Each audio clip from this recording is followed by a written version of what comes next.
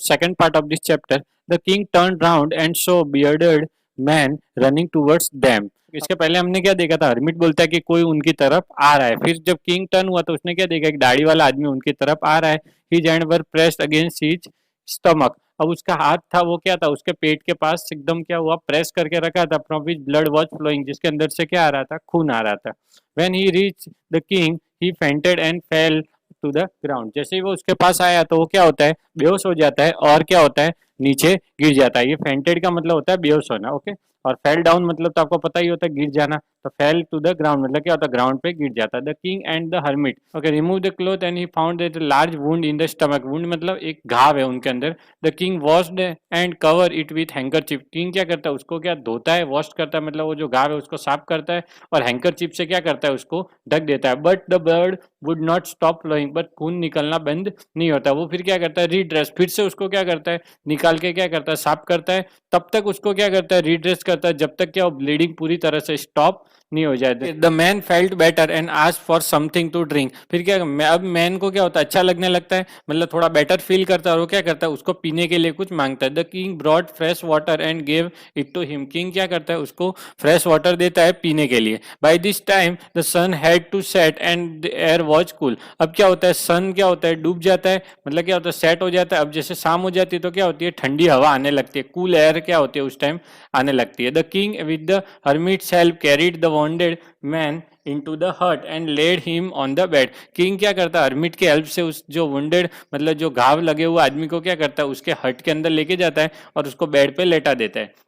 The man close his eyes and lay quite. क्या करता है, मैन अपनी आंखें बंद करके चुपचाप सोया रहता है। The king tired by his walk and the work he had done. अब किंग भी क्या होता है, पूरे दिन का थका हुआ होता है, क्योंकि पहले तो वो अपना घोड़ा छोड़ के पैदल आता है और दूसरा क्या होता है, पूरे दिन क्या होता है, काम करता है, उसकी वजह से वो पूरे दिन थका होता है। Lay down on the floor and slept through the night. और क्या होता है, वो जैसे ही फ्लोर पे सोते ही उसको क्या होती है, तुरंत नींद आ जाती है और पूरी रात उसकी नींद चलती है। व्हेन ही अवॉक, जैसे ही वो उठता है, it was several minute before he could remember. तो जैसे ही वो उठता है तो थोड़े टाइम तक तो उसको कुछ याद आता नहीं है कि वो कहाँ है और उसके बाजू में जो मतलब दाढ़ी वाला आदमी सो रहा है वो कौन है। फिर क्या आवाज आती है, forgive me said the budded man. क्या होता है, जो मुझे माफ कर दो, ऐसा कौन बोलता है, दाढ़ी वाला आदमी बोलता है। इन अ वीक वॉइस, एकदम क्या होता है, कमजोर आवाज में। जब आपको माफी मांगते हैं तो कैसे अपनी आवाज दब जाती है, उस तरह से क्या होता है, वो उससे माफी मांगता है। When he so the king was awake, जैसे वो देखता है कि किंग उठ गया, वो क्या करता है, उससे माफी मांगता है। किंग उसको बोलता है, आई डोंट नो यू, मैं तुम्हें जानता नहीं हूँ और तुम क्यों मुझसे माफी मांग रहे हो, ऐसा क्या होता है, किंग उसको बोलता है। You don't know me but I know you, तुम मुझे नहीं जानते पर मैं आपको जानता हूँ। I am that enemy of yours who swore revenge on you. अब बोलते हैं, मैं आपका वो दुश्मन हूँ, एनिमी मतलब दुश्मन। तो वो क्या बोल रहा है, मैं आपका वो एनिमी हूँ, मतलब वो दुश्मन हूँ जिसने स्वर मतलब वो प्रतिज्ञा लेते ना, शपथ लेते या कसम खाते। मैंने कसम खाई थी किसकी, रिवेंज मतलब बदला लेने की, किससे, आपसे। You put my brother to death, क्योंकि आपने मेरे भाई को क्या किया था, डेथ की सजा दी थी। एंड सीज माई प्रॉपर्टी, और मेरी प्रॉपर्टी को क्या कर दिया, सीज कर दिया था। तो सीज का मतलब होता है किसी चीज को जब्त कर देना। अब बोलते हैं ना कि ये सीज हो गया, ये मतलब या इसकी दुकान सीज हो गई, तो सीज करना मतलब किसी चीज को जब्त कर देना।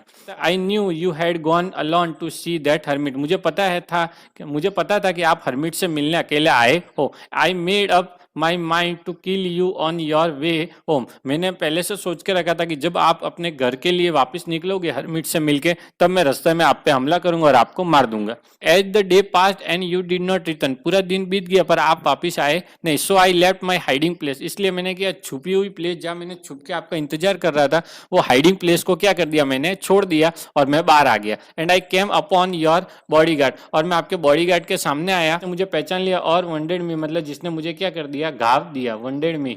आई स्केप फ्रॉम हिम, मैं उससे बच के निकल गया। बट अगर आपने मेरी पट्टी नहीं की होती, अगर आपने मुझे ड्रेस नहीं किया होता, आपने मेरे घाव की दवा नहीं की होती, तो मैं मर जाता। I wished to kill you and you save my life, मैं आपको मारना चाहता था और आपने मेरी जिंदगी बचा दी। Now if I live I will serve you as your most faithful servant and will order my son to do the same, forgive me। अब वो ऐसा बोल रहा है कि अगर ये घाव ठीक हो गया और मैं बच गया तो मैं क्या करूंगा, आपका एकदम सबसे फेथफुल मतलब ईमानदार और जिसपे विश्वास सबसे ज्यादा कर सके, मतलब क्या मैं सबसे ज्यादा फेथफुल बन के रहूंगा और मैं अपने बच्चों को भी यही ऑर्डर दूंगा कि आप भी क्या करो, राजा के पूरे वफादार बन के रहो। The king was very happy to have made peace with his enemy so easily and to have won him over as a friend। अब किंग क्या सोच रहा है कि किंग बहुत खुश हुआ। वैसे तो किंग क्यों खुश हुआ, किंग वॉज वेरी हैप्पी है, खुश इसलिए हुआ क्योंकि उसका क्या हो गया, पीस हो गया। पीस मतलब शांति इस्टेब्लिश हो गया, किसके बीच में, उसके एनिमी, एनिमी मतलब दुश्मन, दुश्मन और उसके बीच में क्या हो गया, एक शांति हो गई। सो इजीली मतलब बहुत आसानी से, and to have won him over as a friend मतलब उसको क्या किया, वॉन मतलब जीत लेना नहीं, मतलब यहाँ पे वॉन का मतलब जीत लेना नहीं हो, यहाँ पे ऐसा हुआ कि उसको मतलब एक तरह से दोस्त बना लिया, मतलब उसका दोस्त बन गया। कौन, जो उसको मारने आया था वही उसका क्या हो गया, दोस्त हो गया। He not only forgive him but said he would send his servant and his own doctor to look after him. उसने ऐसा उसको क्या किया, मतलब सिर्फ माफ़ ही नहीं किया बल्कि उसने क्या बोला, उसको प्रॉमिस किया कि उसने क्या बोला, उसका एक सर्वेंट भेजेगा, मतलब सेंड हीज सर्वेंट, देखो यहाँ पे लिखा सेंड हीज सर्वेंट मतलब अपना एक सर्वेंट भेजेगा, एंड हीज ऑन डॉक्टर मतलब उसका खुद का पर्सनल डॉक्टर जो ऑन डॉक्टर है वो क्या करेगा, उसको भेजेगा टू लुक आफ्टर हिम। देखो टू लुक आफ्टर का मतलब समझा देता, टू लुक आफ्टर का मतलब होता है ध्यान रखना। And he promise to give back the man his property, और मैन को क्या किया, प्रॉमिस किया कि मैं तुम्हारी प्रॉपर्टी तुमको वापस दे दूंगा। लिविंग द वॉन्टेड मैन मतलब उसको छोड़ते हुए, मतलब अभी उसको मतलब विदाई लेते हुए, लिविंग का मतलब होना है विदाई लेना, मतलब छोड़ना का मतलब उसको छोड़ के आगे बढ़ते हुए। The king went out of the हट, हट से बाहर निकला। लुक राउंड फॉर हरमिट मतलब हरमिट के लिए आजू बाजू देखने लगा, राउंड देखना मतलब चारों बाजू देखना। Before going away he wish once more to get answers to his question. अब उसने बोला कि जाने के पहले मैं एक बार फिर से क्या करता था, विश करना मतलब वो क्या चाहता था, ही विश्ड वंस मोर एक बार फिर से कि भाई वो उसको सारे आंसर मिल जाए, किसके, जो क्वेश्चन लेके वो आया था हरमिट के पास उसके आंसर उसको मिल जाए। The hermit was on his knees sowing seeds in the beds that had been dug the day before. अब सो वो क्या कर रहा था, hermit was in his knees मतलब क्या नीच पे था, और वो क्या कर रहा था, सोइंग सीड्स मतलब सोइंग का मतलब होता है सीड्स को बोना, मतलब क्या जमीन में डालते हैं वैसे बोना। In had been dug the day before मतलब जो एक दिन के पहले जो खड्डे खोदे थे उनके अंदर क्या कर रहा था, बीज डाल रहा था। Okay, the king went up to the hermit मतलब किंग क्या गया, हरमिट के पास गया, वेंट अप टू मतलब उसके पास गया, एंड सेड और बोला, सेड का मतलब बोलना, for the last time I beg you to answer my question मतलब क्या, लास्ट टाइम मैं आपसे क्या करता हूँ, मांगता हूँ कि मेरे जो क्वेश्चन पूछे थे उनके आंसर दे दो। वाइस मैन मतलब vice hermit.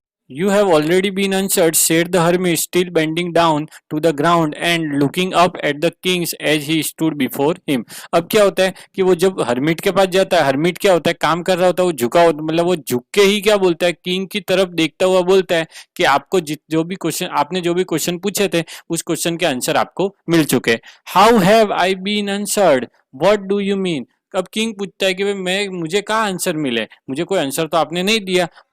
Do you not सी, अब देखो यहाँ पे सी जो वर्ड है ना, सी आपने देखा होगा तो देखने के लिए यूज होता है, बट यहाँ पे देखने के लिए नहीं, समझने के लिए। रिप्लाइड द हर्मिट बोलते तुमने मतलब नहीं समझा अभी तक कि भाई क्या हुआ। If you had not pitied my weakness yesterday, had not dug these beds for me, you would have gone away। अब देखो वो बोल रहा है कि अगर तुमने कल मेरे वीकनेस के ऊपर दया नहीं दिखाई होती, पिटिएड मतलब हुआ दया दिखाना, वीकनेस मतलब कमजोरी, मतलब मेरी कमजोरी पे तुमने दया नहीं दिखाई होती। हैड नॉट डग मतलब तुमने खड्डा नहीं खोदा होता तो तुम यहाँ से चले जाते। That man would have attacked you and you would have wished you had stay with me, पर तुमने ऐसी विश की कि तुम मेरे साथ यहाँ पे रहोगे। So the most important time was when you were digging the beds मतलब सबसे इंपॉर्टेंट टाइम कौन सा था, जब तुम क्या कर रहे थे, डिगिंग कर रहे थे, किसको, बेड्स को, मतलब जो खड्डा खोद रहे थे, मतलब बीज बोने वाला वो खड्डा के जब खोद रहे थे वो तुम्हारे लिए सबसे क्या था, इंपॉर्टेंट टाइम था। ओके, टाइम का आंसर मिल गया। And I was the most important man and to do me good was your most important business. देखो अब वो क्या बोल रहा है, मैं वो सबसे इंपॉर्टेंट इंसान था, मतलब उसका सेकंड क्वेश्चन क्या था कि भाई कौन सी इंसान मेरे लिए सबसे ज्यादा जरूरी था उस टाइम, उसके लिए कौन सा इंसान जरूरी था, वो जो हर्मिट था वही क्या था, उसके लिए मोस्ट इंपॉर्टेंट मैन था।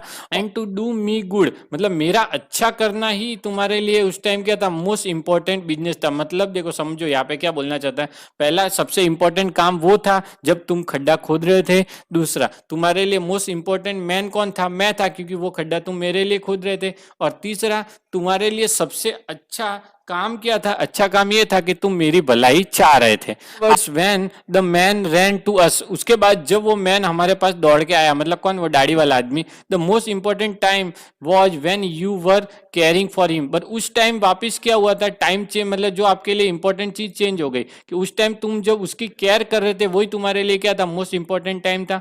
Because if you had not rest his wound he would have died without having made peace with you, अगर तुमने उसका घाव नहीं भरा होता, उसको ड्रेसिंग नहीं किया होता, तो वो तुम्हारे साथ पीस मतलब शांति या दोस्ती करने के पहले ही मर चुका होता। So he was the most important man, मतलब उस टाइम के लिए वो तुम्हारा क्या था? मोस्ट इंपॉर्टेंट मैन था। What you did for him was your most important business, पर जो तुमने उसके लिए किया वो तुम्हारा क्या था? मोस्ट इंपॉर्टेंट बिजनेस था। समझ रहे हो मतलब ये क्या बोलना चाहता? मतलब जो तुमने काम किया वो तुम्हारे लिए मोस्ट इंपॉर्टेंट बिजनेस था, वो इंसान तुम्हारे लिए मोस्ट इंपॉर्टेंट था, और जो तुम कर रहे थे वो तुम्हारे लिए मोस्ट इंपॉर्टेंट टाइम था। Remember, and there is only one time that is important, that time is now, मतलब आपको ये याद रखना पड़ेगा कि एक ही टाइम इंपॉर्टेंट होता है, वो क्या होता है? नाउ, मतलब present. It is the most important time because it is the only time we have any power to act. Important time होता है क्योंकि ये टाइम पे हम क्या कर सकते हैं? वी हैव पावर, हमारे पास पावर होती है कि हम कुछ भी कर सकते हैं। एनी एक्ट मतलब कोई भी काम करने की हमारे पास पावर होती है। The most necessary person is the person you are with at the particular, मतलब हमारे लिए सबसे मोस्ट नेसेसरी पर्सन कौन होता है? उस टाइम पे हमारे साथ जो होता है वही हमारे लिए क्या होता है? मोस्ट नेसेसरी पर्सन होता है।